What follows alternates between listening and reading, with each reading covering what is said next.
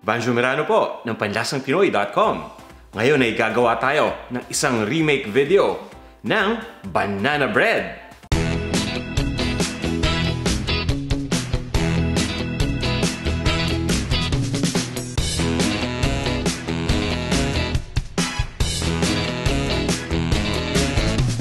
Ito yung mga ingredients na gagamitin natin para sa recipe na to.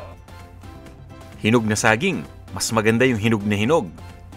All-purpose flour, granulated white sugar, itlog, mantika, baking soda, asin, at ng vanilla extract. Ito naman yung kompletong listahan ng mga ingredients, kasamang sukat ng bawat isa.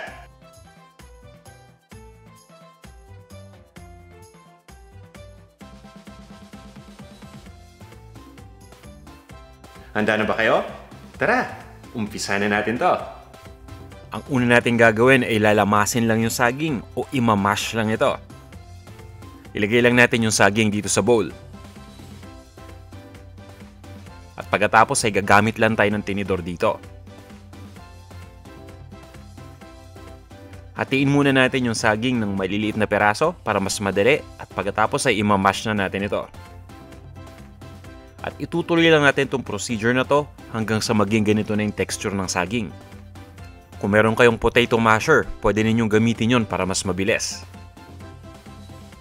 Itatabi lang natin ito. At pagkatapos, pagsama-samahin na natin yung dry ingredients. Kukuha lang tayo ng isang malaking bowl at ilagay na natin dito yung all-purpose flour.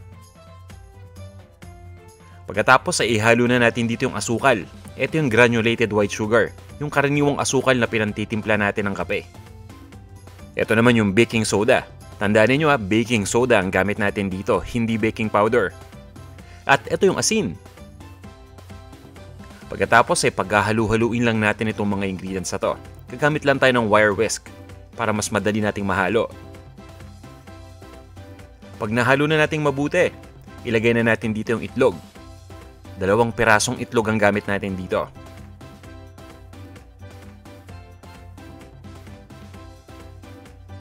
Isama na rin natin dito yung mantika. Ang gamit ko dito ay canola oil. Pwede kang gumamit ng vegetable oil dito.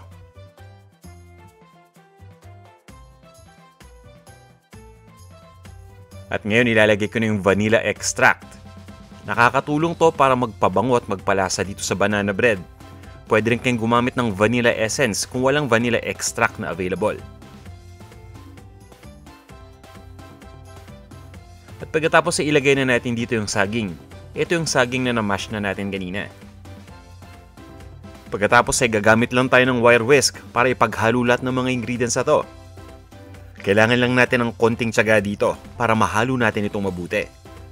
At pagdating nga pala dun sa saging, 2 pirasong gamit natin kanina. Pwede kayong magdagdag ng hanggang 3 pirasong saging sa recipe na to. Itutuloy lang natin ang paghalo hanggang sa talagang maging well-blended na itong mixture. Nakatulad nito. Ngayon naman ay ihanda na natin yung ating loaf pan. Igigrease lang natin itong ating loaf pan at gumagamit ako dito ng cooking oil spray para mas mabilis. At silicone loaf pan ang gamit ko, pwede kayong gumamit ng conventional. Ililipat lang natin itong ating banana mixture dito. At sa puntong ito, dapat napainit na natin yung oven. 350 degrees Fahrenheit ang kailangan nating init. Sisimulin lang natin itong ating banana mixture at pagkatapos, ilalagay na natin ito sa oven. At ibibake na natin.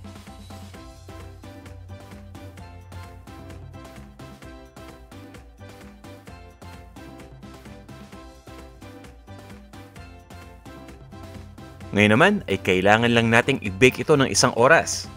At para dun sa mga walang conventional oven sa bahay, pwede kang gumamit ng electric oven dito. Basta lang nabibigyan ito yung init na 350 degrees Fahrenheit. Yan ay katumbas ng 176 degrees Celsius.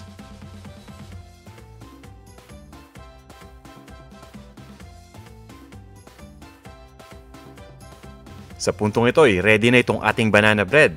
Tatanggalin lang natin ito dito sa oven at pagkatapos ay ipapa-cool down lang natin ito. Pwede rin natin itong i-refrigerate para mas maganda. At ngayon naman ay tatanggalin ko lang itong ating banana bread sa loaf pan at hihiwain na natin. Ito yung kagandahan sa pag-grease ng ating loaf pan dahil madali lang matanggal yung banana bread kapag naluto na natin ito. Kukuha lang tayo ng serrated knife.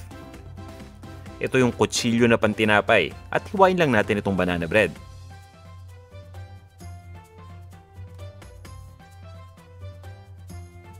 Para sa akin, tamang-tama itong pang-almusal. Pwedeng-pwede rin natin itong ibalot para ibaon sa opisina o sa eskwelahan.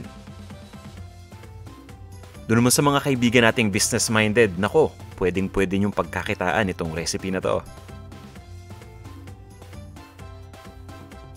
Ayan, ready na.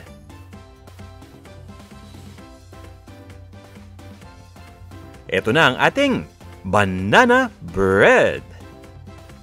Tikiman na! Ito na yung ating banana bread. Tikman na natin to.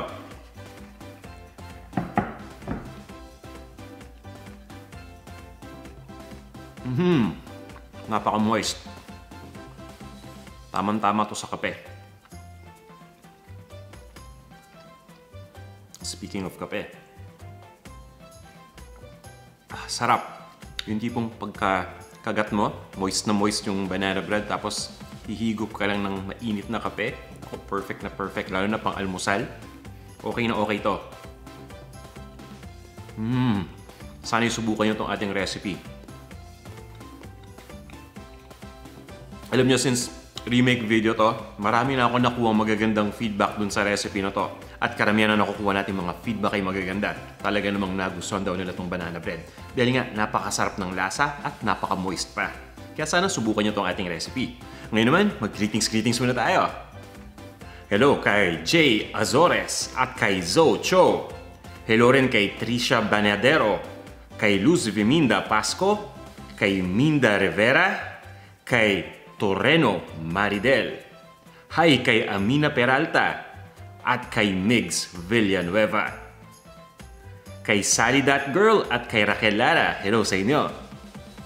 Hello rin kay Vilma Bernal at kay Too Easy for TZ GGWP.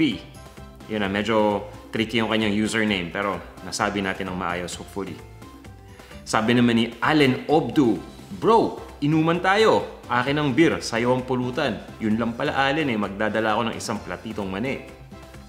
Hello kay Agmef Aquino at kay Beverly Becerra. Sabi ni Beverly, ba't sa pagluluto ang gwapo?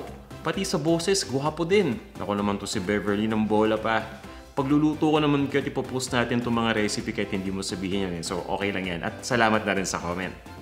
Next ay si Lenyan Pasaway. Hello sa'yo. Hello kay Dico Duarte. Sabi ni Dico, hello boss. Salamat sa madalas na pagluto para sa amin. God bless. Hello kay Rosel Barrera. At hello rin kay Ivy Lorenzo. Sabi ni Ivy, food is life. Oo nga naman. Agree ako dyan, food is life. Kasi kapag hindi tayo kumain, alam niyo na mangyayari sa atin.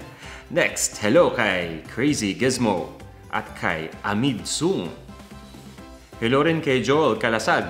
Sabi niya, ang yummy licious. Hehehe. Try ko po yan tomorrow kung loloobin. Hehe. Lutong may pag-ibig po, Kuya Vanjo. Siyempre naman, Joel, lahat ng niluluto natin, ang secret ingredient natin dyan, pag-ibig para naman talagang napakasarap, diba? Alam nyo kasi, kapag mahal natin yung ginagawa natin at nilalagay natin to sa ating ginagawa, talaga namang magiging magandang resulta. Hello kay Jocelyn Tenido at kay Charissa Maberit. Sabi ni Charissa, salamat po sa patuloy na paggawa mo po ng mga videos. Marami pa po talaga akong natututunan dito. Congrats po at pabati naman. Maraming salamat. Ayan. Maraming salamat sa walang sawa ninyong pag-comment at panonood ng ating mga videos. Sana'y nagustuhan nyo tong ating recipe. At kung nagustuhan nyo tong ating video, alam na this ha, huwag nyo kalimutang i-like ito. Iniimbitahan ko rin kayo na mag-subscribe dito sa ating Panlasang Pinoy YouTube channel. At syempre, huwag nyo kalimutang bumisita sa panlasangpinoy.com. Diyan nagsimula ang lahat. Yan po ang vlog natin, panlasangpinoy.com. Yan yung URL. So bisitahin ninyo at marami pa kayong makikitang iba't ibang mga masasarap na recipes. Magkita-kita tayo ulit sa ating susunod na video. Maraming salamat!